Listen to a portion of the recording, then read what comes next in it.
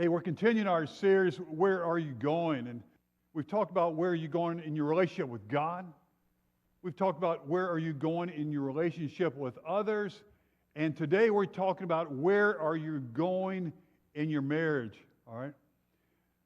Now, this is where you don't want to be going in your marriage. John, can you bring the next slide up, please? Can you all read what that says? All right, that's a doghouse, and that's an angry wife in the house, and that's the dude out by the dog, and there's a dog at the welcome center there to the doghouse, and it says, "Welcome back, sir. Are you planning on being our guest for one night only, or will this be your usual extended stay?" And I've talked with people, young men especially, about the doghouse. The doghouse is a lonely place, and we've all been there. And we'll be there, but we want to try to stay out of there. And so we're talking about marriages today, and I want you to know up front, in marriage, there is no one size that fits all. No one size in marriage fits all. You know, growing up, I watched my parents' marriage, and I watched mom and dad, and dad loved mom, and mom loved dad. But sometimes they didn't seem like they liked each other very much.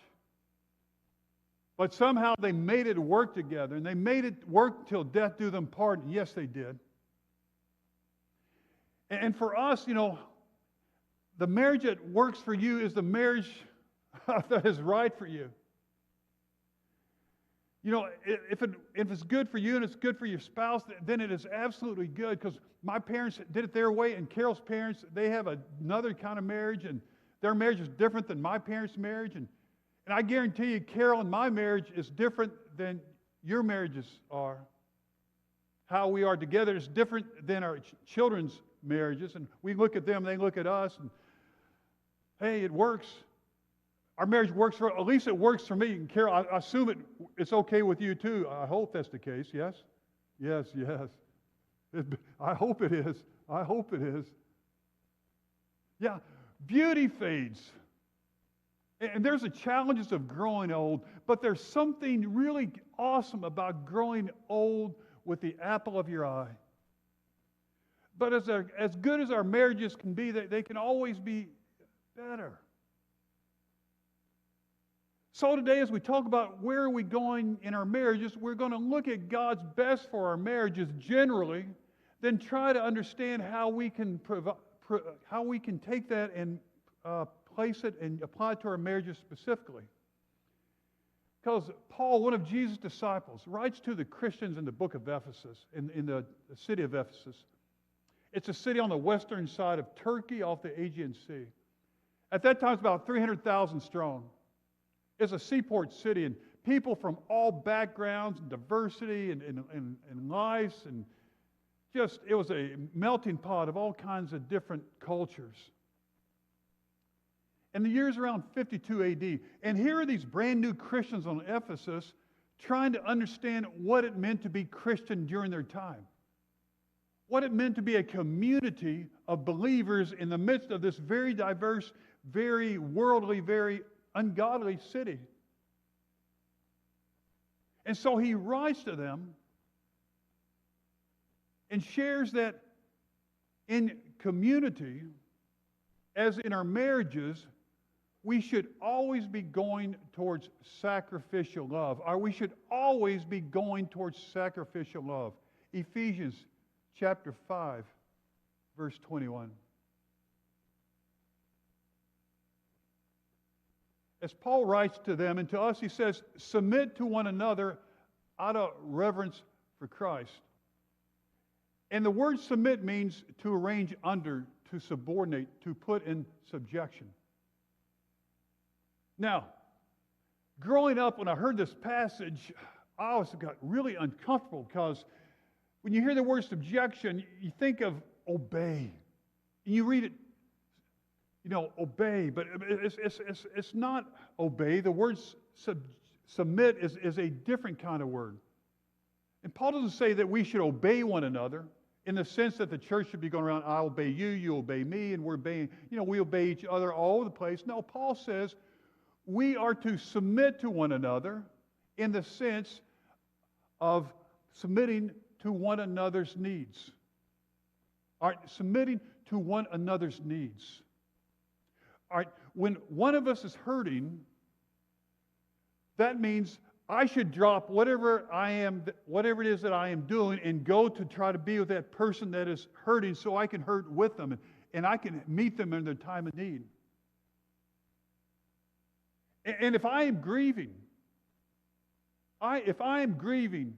then I would need you to come up beside me and help me in my life at that point of time of my grief, to bear my grief with me, to minister to my need at that moment. And if we're carrying different burdens, whoever has a burden, the community of faith should come up around them. And the Bible even says, bear one another's burdens. We share each other's burdens. We share each other's hurts and pains. Whatever our needs are, we come up as a community of believers to submit to each other because we love and we reverence Jesus. You know, that was to be their culture, and it's to be ours. You know, our words should drip with submission. Submission should be found in our action, and submission should be experienced in our lives. Lives submitting to the needs of one another out of love and reverence to Jesus, who gave his life, submitted his life, and gave himself to us to help us in our time of need to find a way to have a relationship with God. All right, so a culture of submission, a community submitting to each other's needs to bring strength and help to them. So Paul takes this idea of submission and then applies it to the marriage and said, wives, submit to your husband as to the Lord. For the husband is the head of the wife, as Christ is the head of the church, his body, of which he is the Savior. Now, as the church submits to Christ, so also wives should submit to their husbands in everything. All right. Again, it is not wives, obey your husbands.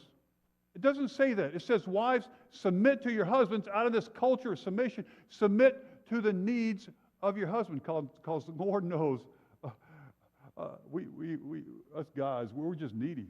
Yeah, we're just needy sometimes. You know, we're just needy. We're guys.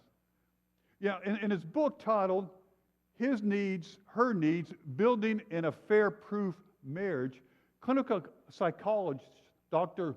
William Harley Jr. sort of lays out the 5 greatest needs that husbands have.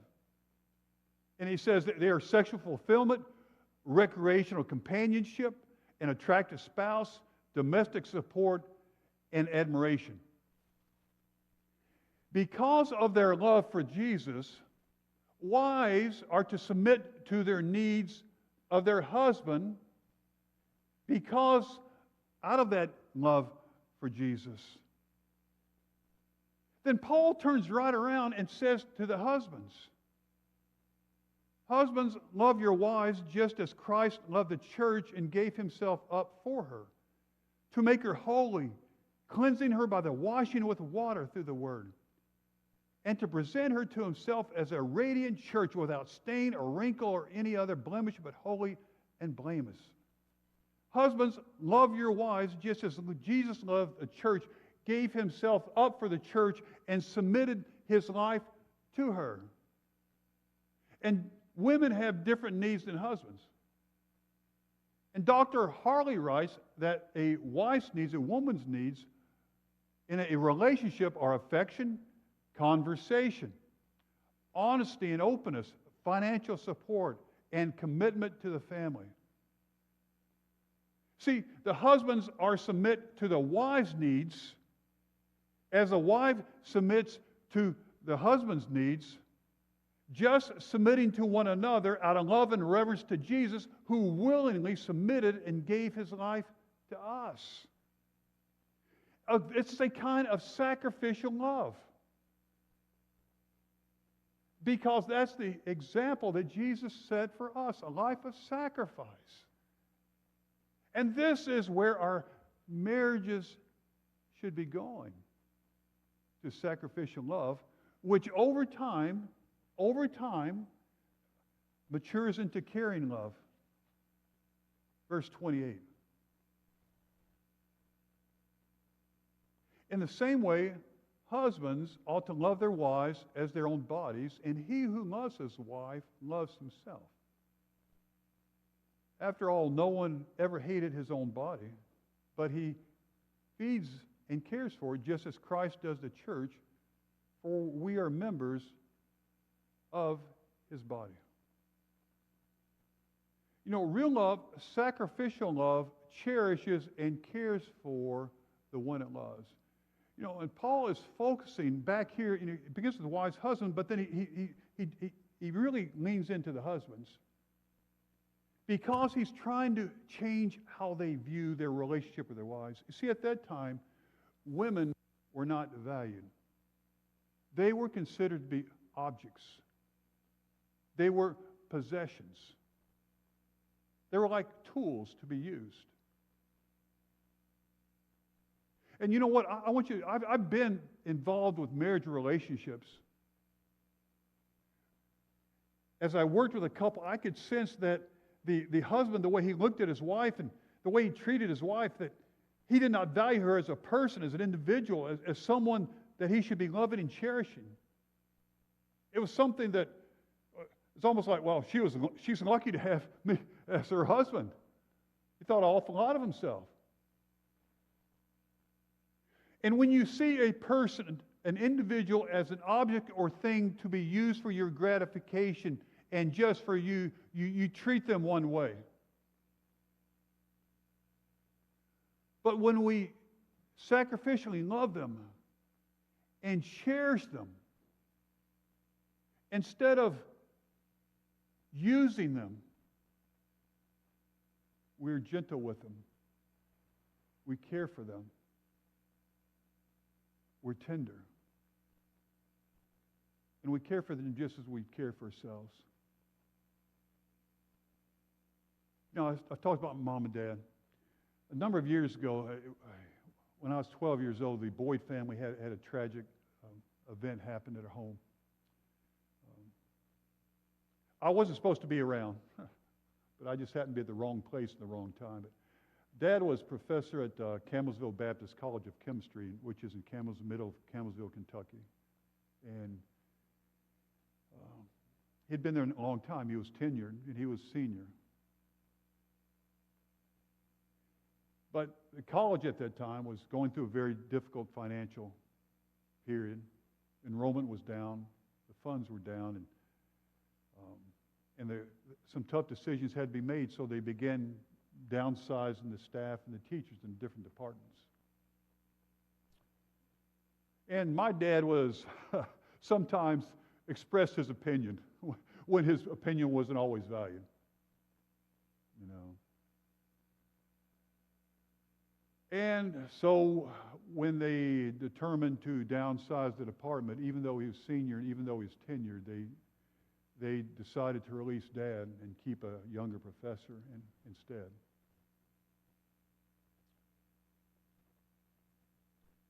And Mom and Dad were in the den that night, and I was just standing outside the den when Dad received the news that he had been released.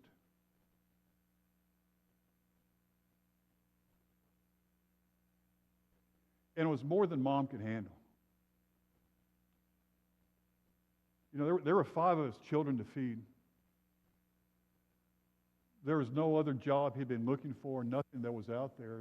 We were in a very vulnerable, very uncertain time.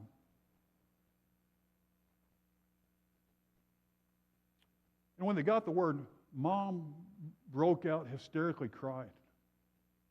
You know, she just cried and shook, and it was more than she could handle.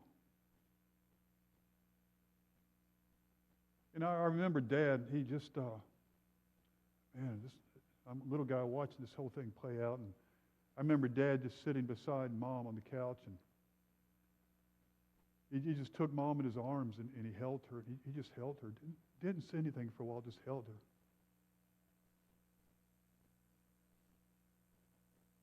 And he said to her, I love you. I want you to know I love you.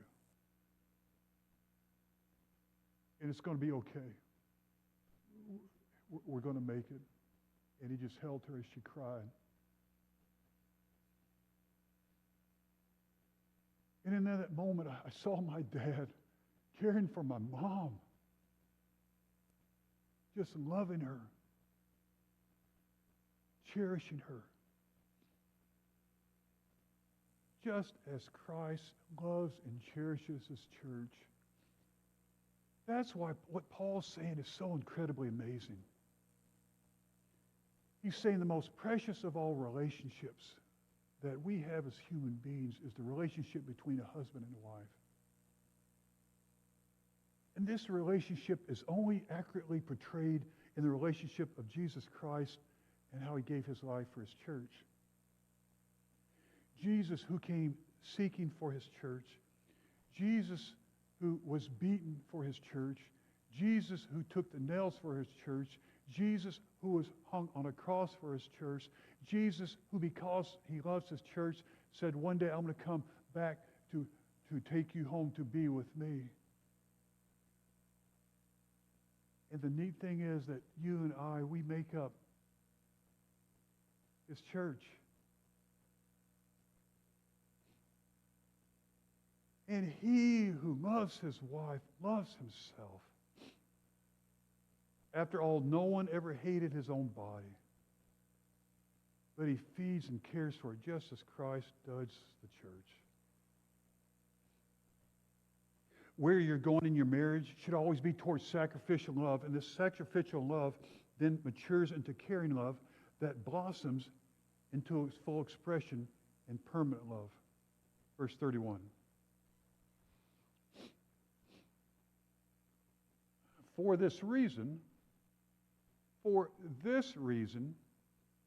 a man will leave his father and mother and be united to his wife, and the two will become one flesh. For this reason, because of Jesus' call to sacrificial love, because of Jesus' challenge to caring love, for this reason, we are to leave our fathers and our mothers who have cared for us in the early years of our lives and trust ourselves to the care of and to care for this other individual God brings into our life for the rest of our lives. You know, what's one of the neatest time in every wedding ceremony for me is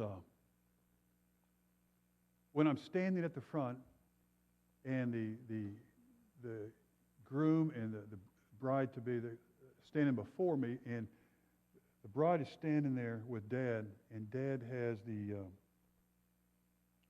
his daughter's hand on his arm. Groom, you got the bride, and you got Dad in between the two of them.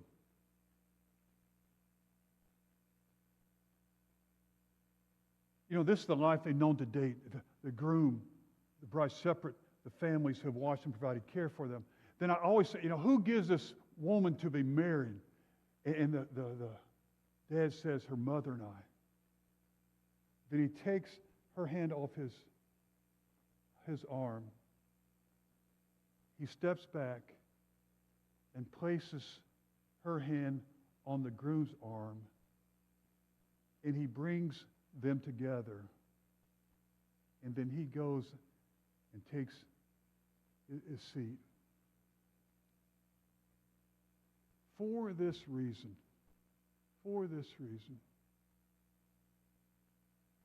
as Carol and I grow older, we have to go to more and more doctor's appointments. I had some really bad news the other day. Not a doctor's appointment. We were seeing our financial advisor, and he was sort of, how to plan for the future and stuff like that. And he's talking about travel monies. He said, well, you got to realize, the older you get, the only place you're going to be traveling to is to the doctor and back home. That's the only place you're going to be traveling. I said, come on, man, give me some good news here.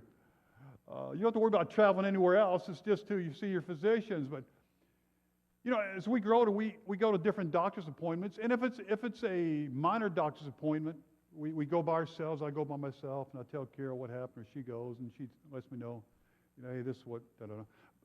But when it comes to a doctor's appointment that is where there could be a serious issue involved, I always take Carol with me. Because I need her at my side in case it is serious. And she always takes me with her.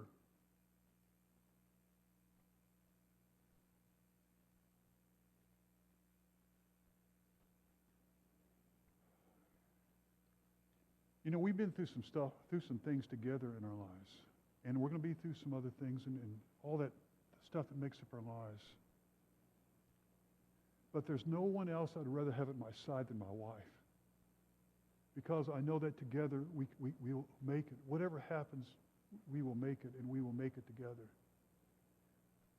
Because I realize that two of us together are as much better than two of us alone. For this reason, a man will leave his father and mother and be united to his wife, and the two will become one flesh. And Paul shares this is a profound mystery. But I'm talking about Christ and the church. However, each one of you must love his wife as he loves himself, and the wife must respect her husband. You see, in our marriages, we should be going towards sacrificial love,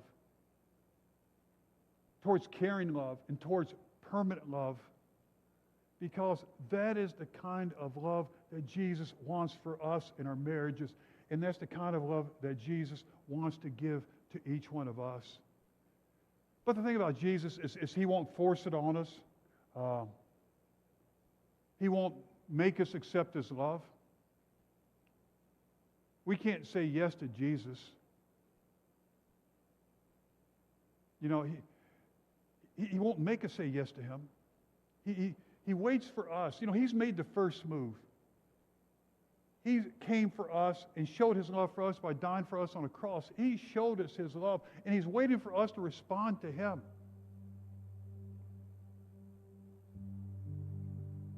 But only we can respond. Only we can say yes to him. And every person has become a Jesus follower has at some point in their life said yes to Jesus. Has moved from unfaith to faith, or unbelief to belief. From the person they used to be to the person that they're becoming.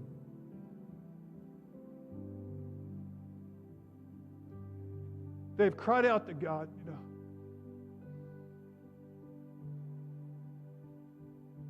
Said, Jesus, you've given your life for me.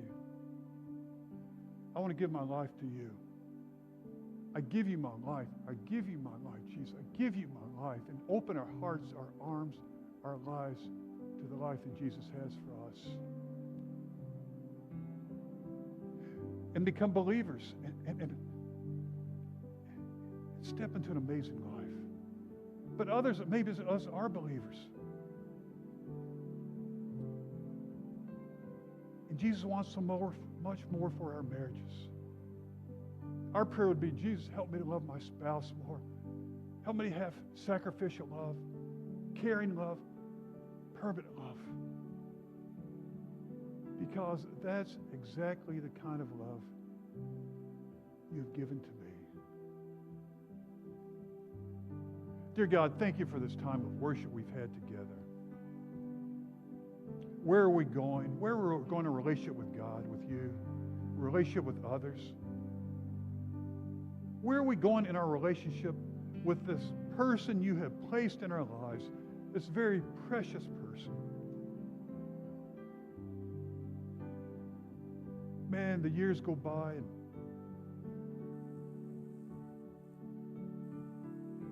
this person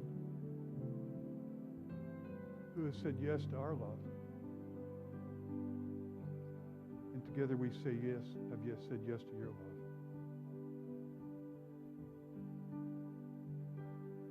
Lord, thank you for loving us as we are. Thank you for the gift of marriage. Thank you for the best you have in store for us as we follow you together with our spouse, side by side, arm in arm, hand in hand. In Jesus' name we pray.